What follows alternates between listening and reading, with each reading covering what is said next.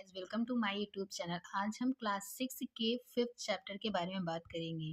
जैसा कि आप हेडिंग देख सकते हैं, दुनिया में प्राचीनतम साहित्यिक स्रोत में एक। मतलब हम लोग साहित्यिक स्रोतों को आज इस बुक में, इस चैप्टर में रीड करेंगे। चलिए पॉइंट अपना हम पढ़ते हैं। वेद 4 होते हैं: ऋग्वेद, सामवेद, यजुर्वेद तथा अथर्ववेद। जैसा कि हम सबको पता है कि वेद 4 होते हैं। इसमें ऋग्वेद भी होता है, सामवेद होता है, यजुर्वेद होता है और अथर्ववेद होता है। सबसे पुराना वेद ऋग्वेद, ठीक है। ये भी आपको पता है, जिसकी रचना लगभग 3500 साल पहले हुई थी। और ऋग्वेद में 1000 से ज़्यादा प्रार्थनाएं हैं, जिन्हें सूक्त कहा जाता है। सूक्त तो हम सभी लोग जानते हैं, ठीक है। अगर हमसे कोई क्वेश्चन आया ऋग्वेद में कितने प्रार्थनाएं हैं, तो 1000 से ज़्यादा प्रार्थनाएं हैं। और सूक्त का मतलब है अच्छी तरीके से बोला गया, विभिन्न देवी देवताओं की स्तुति में रचे गए। मतलब सूक्ति में क्या होता है, जो देवी देवताओं के श्लोक होता है, सूक्ति होती है, जिन्हें हम लोग प्रसन्न करते हैं, जिनके लिए पूजा करते हैं, जो सूक्ति हम बोलते हैं, श्लोक बोलते हैं, वही होता है। इनमें तो 3 देवता बहुत महत्वपूर्ण हैं: अग्नि, इंद्र और सोम। ये सभी को पता है और ये क्वेश्चन में अक्सर पूछे जाते हैं।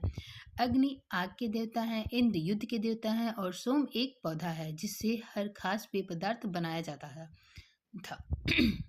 वैदिक प्रार्थनाओं की रचना ऋषियों ने की थी और ऋग्वेद के उच्चारण स्वर पाठ द्वारा किया जाता था और श्रवण किया जाता था, ना कि पढ़ा जाता था। अधिकांश सूत्र में रचयिता सीखने और सिखाने वाले पुरुष थे। कुछ प्रार्थनाओं की रचना महिलाओं ने भी की थी। यहाँ ये क्लियर होता है कि ऋग्वेद में भी महिलाओं का इम्पोर्टेंस दिया गया था।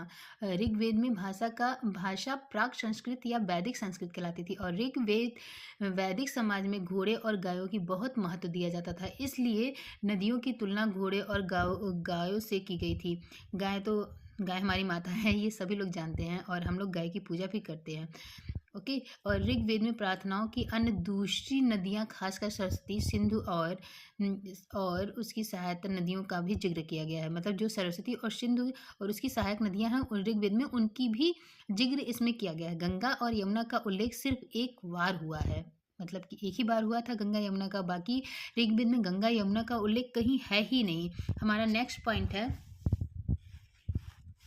संस्कृत और अन्य भाषाएं। संस्कृत भाषा भारोपीय, मतलब भारत यूरोपीय भाषा परिवार का हिस्सा है, क्योंकि आरंभ में उनमें कई शब्द एक जैसे थे। उदाहरण के लिए मातृ संस्कृत और माँ हिंदी, और ठीक है, और मदर जो है वो अंग्रेजी शब्द को देखा। भारत में कई भाषाएं हैं: असमिया, गुजराती, हिंदी, कश्मीरी और सिंधी। ईसाई भाषा जैसे फारसी तथा यूरोपीय की बहुत सी भाषाएं जैसे अंग्रेजी, फारसी, जर्मन, यूनानी और स्पेनिश आदि इस परिवार से जुड़ी हुई है। उप महानदी में पूर्वोत्तर प्रदेशों में तिब्बती बर्मा परिवार की भाषाएं बोली जाती हैं। तमिल, तेलुगु, कन्नड़ और मलयालम द्रविड़ भाषा परिवार की भाषाएं हैं। झारखंड और मध्य भारत में कई हिस्सों में बोली जाने वाली भाषाएं ऑस्ट्रो एशियाटिक परिवार से जुड़ी है। Thanks for watching. अगर आपको मेरी वीडियो अच्छी लगी हो तो लाइक कीजिए, सब्सक्राइब कीजिए और शेयर कीजिए। Thank you, bye bye.